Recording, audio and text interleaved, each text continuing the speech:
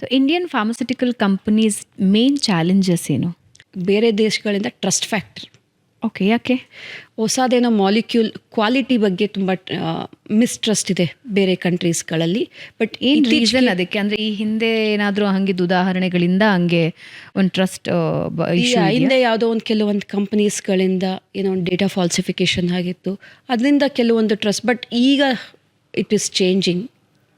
ಬೇರೆ ದೇಶದವರು ಇಂಡಿಯಾನ ಬೇರೆ ಥರ ನೋಡ್ತಾ ಇದ್ದಾರೆ ಇವಾಗ. ನಾವು things are changing. I think the millennials ಅಥವಾ ಜೆನ್ಜಿ ಏನು ಹೇಳ್ತಾರೆ, they have change the entire picture ಅಂತ ಹೇಳೋಕ್ಕೆ ಇಷ್ಟಪಡ್ತೀವಿ. They are the quality wise we are improving a lot. Now people are looking at India.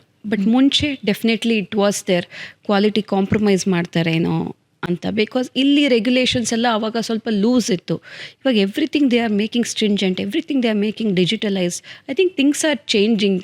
ಭಾರತನ ಬೇರೆ ದೇಶದಿಂದ ಬೇರೆ ದೇಶದವ್ರು ನೋಡುವಂಥ ದೃಷ್ಟಿ ಚೇಂಜ್ ಆಗ್ತಿದೆ ಇವಾಗ ಅಂತ ಹೇಳೋಕ್ಕೆ ಇಷ್ಟಪಡ್ತೀನಿ.